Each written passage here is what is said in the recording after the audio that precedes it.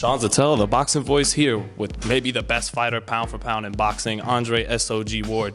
Thanks so much, Andre. No problem. You know, I wanted to start with this because you said sometimes I wish those guys would own up and retract. So I'm going to go right now, and if no one else says it, thank you so much for making this fight for boxing. No, you know, you didn't have to take this challenge, but this is what we love the fight game for, a fight like Kovalev Ward. This is what it's all about, man. I appreciate that, for sure.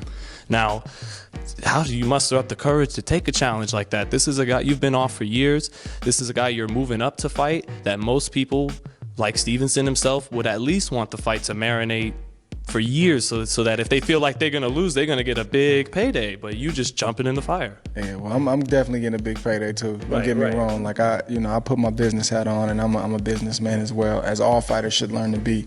You know, it's not just about what's happening in the ring. You got to make sure you compensated, properly. That's part of it. But I like to fight, man. I'm not. The layoff will have no bearings on this fight. I feel like this is my moment. It's nothing personal with Kovalev. He's just a guy that's in the way. He's just a guy that has the belts. It's a major challenge.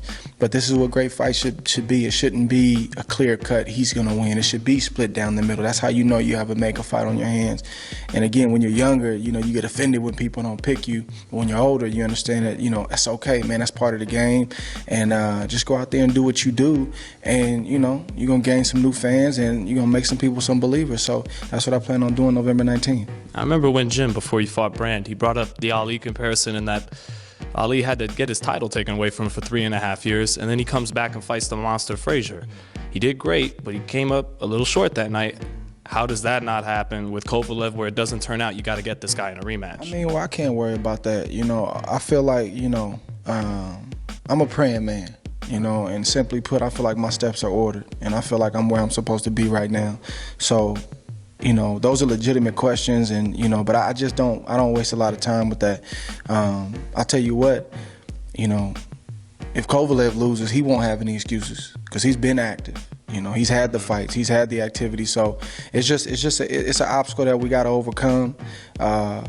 The beautiful thing with the Ali, compared to the Ali situation is I wasn't off completely for 3.5 years. I mean, if you let some of my critics tell it, I haven't boxed in 10 years, but that's not the case. We've had stop and go, and that's helped me. The fact that I've had to stay in the gym, and even though I was fighting once a year and, different things like that, versus fighting 2 to 3 times a year, I still got that one fight in. I was still in that training camp. I got those sparring sessions in. So I don't think it's, completely comparable to the Ali situation. It's one thing when you're off completely for 2-3 years.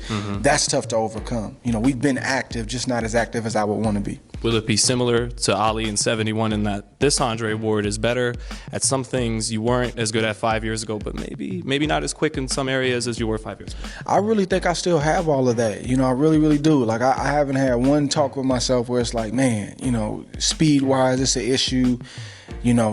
Honestly, like I haven't had that moment. I don't think I'm to that point. We may be able to talk about that kind of stuff at 34, 35 or something like that.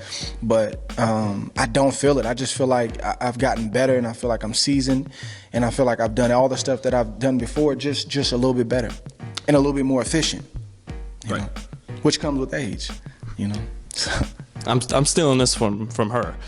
What is Andre Ward, the commentator? If you were the commentator and these were just 2 other fighters, totally neutral, what does he say right before the telecast goes on for the main event? Who wants to be great tonight? Because there's too many close comparisons to say, okay, this guy has the edge here.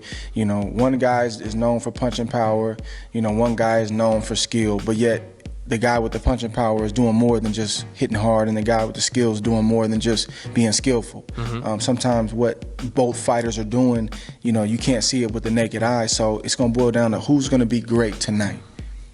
And that's a decision that's going to be made in that moment, in that ring, round by round.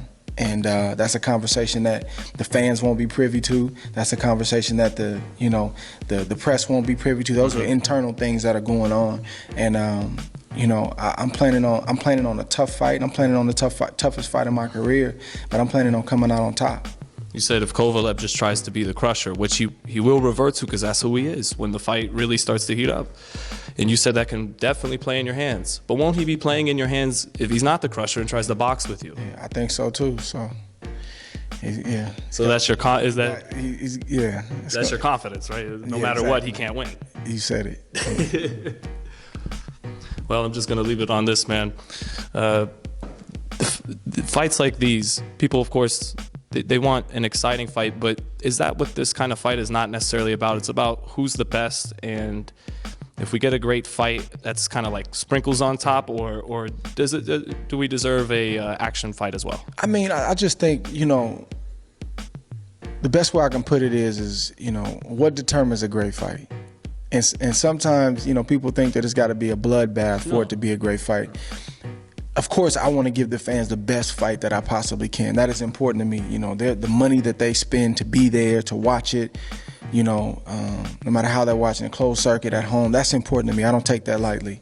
But just sit back and enjoy it. You know, We get high-speed chess, one of those great technical fights where it's good action mixed in with a lot of skill. I don't know what it may be an all-out brawl. I don't know. But because you don't know, and because it's that question mark, that's why you gotta, you know, don't be the guy on November 20th that's kicking yourself saying, man, I should have got this fight. I should have watched it. I was gonna get a ticket, but don't be that guy. It's gonna be a fight that's worth paying for. It's gonna be worth every dollar. That I can promise you. Don't be that guy, fans. Don't be that guy. Thanks, Andre.